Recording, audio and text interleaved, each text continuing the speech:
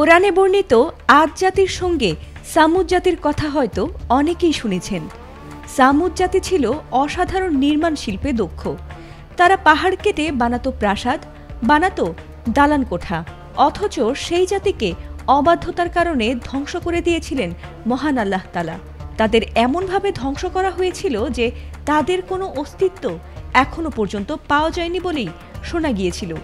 তবে এবার প্রত্নতত্ত্ববিদরা এমন এক খবর সামনে এনেছেন, তাতে যেন রীতিমতো উত্তেজনার ঝড় বইছে গোটা বিশ্বে।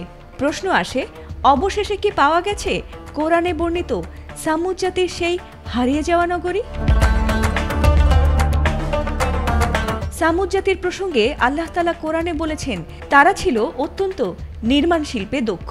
অথচ সেই জাতি যখন অবাধ্য হল আল্লাহ তাআলার কাছে, অমান্য করল হযরত সালেহ আলাইহিস সালামের সতর্কবার্তা, তখন আল্লাহ তাআলা ভয়ঙ্কর ভূমিকম্প আর প্রচণ্ড বজ্রনাদে এক আকাশ কাঁপানো শব্দে মুহূর্তেই নিশ্চিহ্ন করে দিল সামুদ জাতিকে।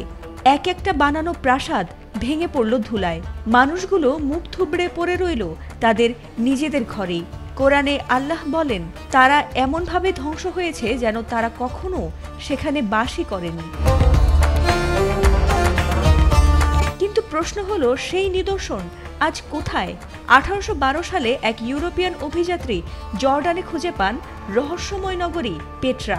লাল পাহাড় কেটে গড়া দৃষ্টিনন্দন প্রাসাদ, বিশাল বিশাল দালান, সব দেখে গবেষকরা যেন ভীষণ অবাক। এ যেন হুবহু কোরআনের বর্ণনারই প্রতিচ্ছবি। প্রত্নতাত্ত্বিকরা বলছেন, প্রায় 9000 বছর আগে ভূমিকম্পে ধ্বংস হয়েছিল এই শহর। তাহলে অনেকের মনেই প্রশ্ন, পেট্রাই কি সেই সামুদ জাতির নগরী? এখানেই শুরু বিতর্কের। কারণ গবেষকদের তারিখ নির্ধারণ আর কোরআনের বর্ণনার সঙ্গে সময়ের মিল একেবারেই পাওয়া যাচ্ছে না। তবে 2022 সালে মুসলিম ইনকের প্রতিবেদনে বলা হয়, তারিখ নির্ধারণের এই বৈজ্ঞানিক পদ্ধতিও শতভাগ নির্ভুল নয়। ভিন্ন ভিন্ন পরীক্ষায় একই প্রাচীন স্থাপনার বয়স এক এক রকম আসতে পারে। তবু একটা বিষয় ভীষণ স্পষ্ট, পাহাড় কেটে তৈরি প্রাসাদ, ভূমিকম্পে মুহূর্তেই ধ্বংস হয়ে যাওয়া শহর আর ধ্বংসপ্রাপ্ত নিদর্শন সবই যেন কোরআনের বর্ণনার সঙ্গে মিলে যায় বিস্ময়করভাবে। তাহলে কি জর্ডানের রহস্যময় পেট্রাই কি সেই সামুদ জাতির হারিয়ে যাওয়া নগরী, নাকি ইতিহাস এখনো আড়ালে রেখে দিয়েছে সেই চূড়ান্ত সত্য? সময় সেটা বলে দেবে। ফাতিমা সুলতানা, এটিএন বাংলা।